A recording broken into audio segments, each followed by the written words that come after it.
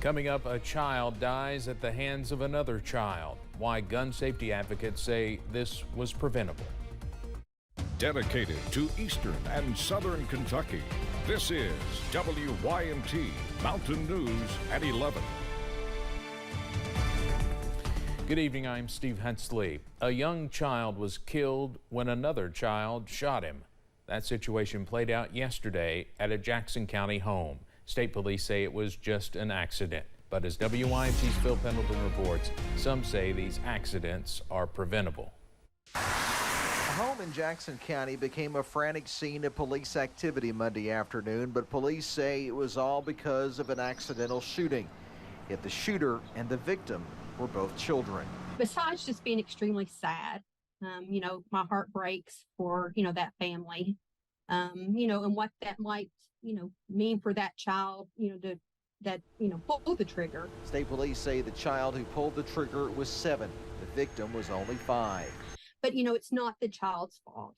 If kids need to be taught, if they see a gun, what to do.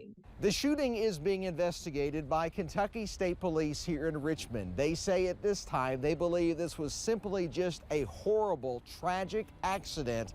They don't expect any criminal charges to be filed. But some Kentucky lawmakers believe charges should be filed in some cases like this. Unfortunately, a number of people do not secure them properly, and children have access to them, and those who are irresponsible otherwise have access to these guns. Senator Neal's bill would make recklessly storing guns a misdemeanor. It's not anti-gun, but it is pro-safety. Child safety advocates say use of gun locks is another solution. The Safe Kids Fayette County Coalition has passed out 100 free locks in the past several weeks. You lock the gun, so either typically by a key, you can't pull the trigger unless you unlock it. She says the simple advice to kids is to never even touch a gun. In Lexington, Phil Pendleton, WYMT Mountain News. The name of the child who died in Jackson County has not been released. The parties who sued the state of Kentucky last year over the near total abortion ban is asking a judge to dismiss the case. Planned Parenthood and EMW Women's Surgical Center filed that motion today. They say they moved to dismiss the case because the state Supreme Court issued a, quote, extraordinary ruling that took away health care providers' ability to defend the rights of patients, upending decades of precedent. The providers sued to challenge the constitutionality of the state's trigger law. The law went into effect the moment the U.S. Supreme Court overturned Roe v. Wade. Abortion rights groups say the legal fight is far from over, though. They say the strategy will now focus on having a legal challenge come from pregnant women being denied abortion services. Attorney General Daniel Cameron released a statement about this tonight, saying in part, quote, "Today is a reminder that every life deserves to live. As a result of our efforts, I am proud to say that the elective abortion industry is out of business in Kentucky, and their inhumane practice remains illegal in our Commonwealth."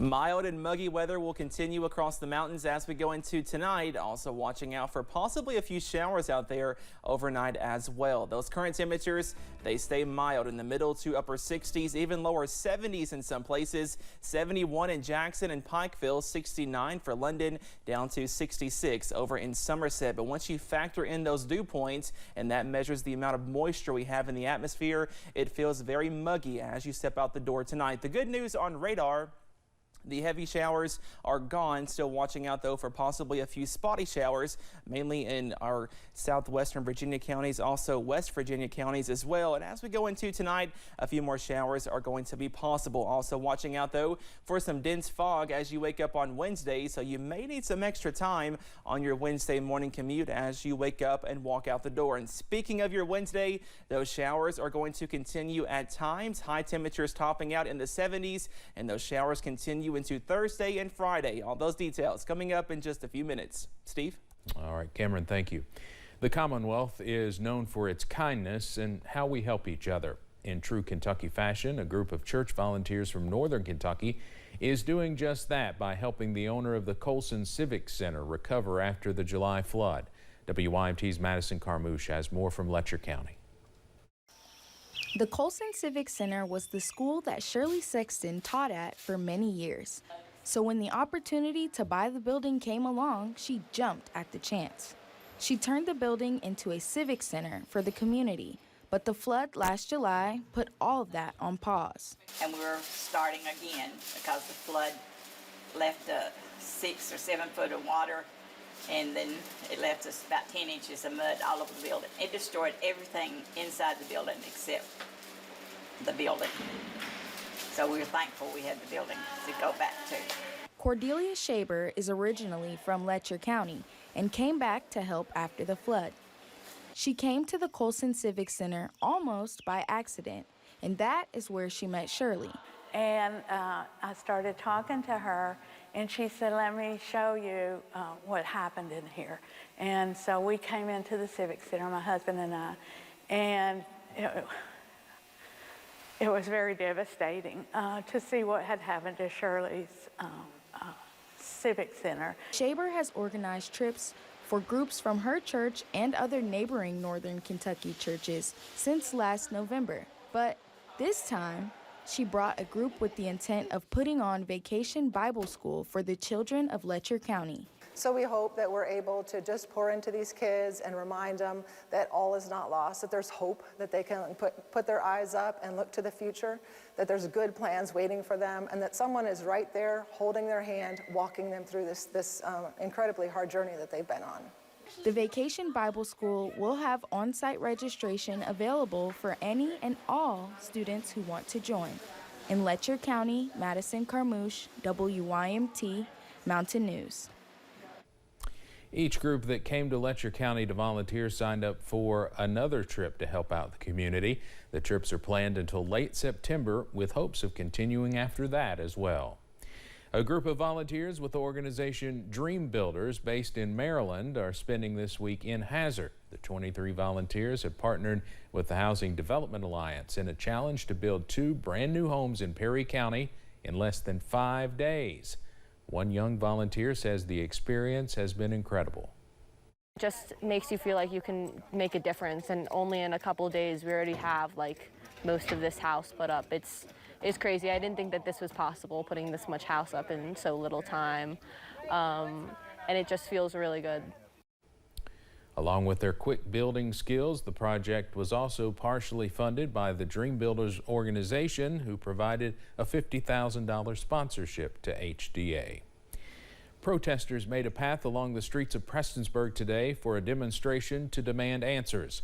The protesters chanted "Justice for Amber" through the Star City in honor of Amber Spradlin, who was killed in the Martin community Sunday. Her friends, loved ones, and community members say she loved the town and its people, but they believe her trusting spirit contributed to her death.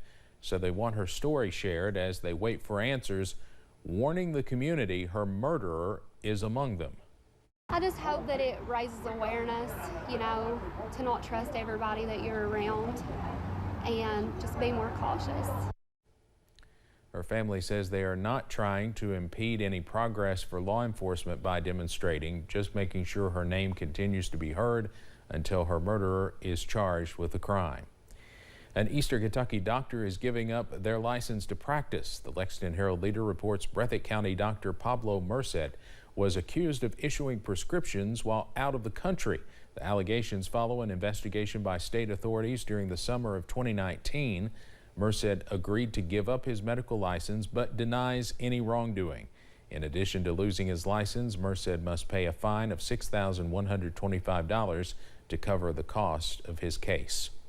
Governor Andy Beshear's campaign and the Kentucky Democratic Party are refunding $202,000 in contributions. It's from members of London Mayor Randall Weddle's family and some from employees of a company that Weddle helped start. The Kentucky Lantern reports today Beshear's campaign manager says the refund is being made because a credit card in Weddle's name was used to make the contribution. The Beshear campaign said the donors themselves raised the issue. The Kentucky Republican Party criticized the refunds, saying in a statement it only happened after Beshear and Democrats were caught in what the GOP spokesman called a pay-to-play scandal. Coming up on Mountain News at 11, it's a race against the clock to find the submersible vessel carrying 5 people that disappeared in the North Atlantic.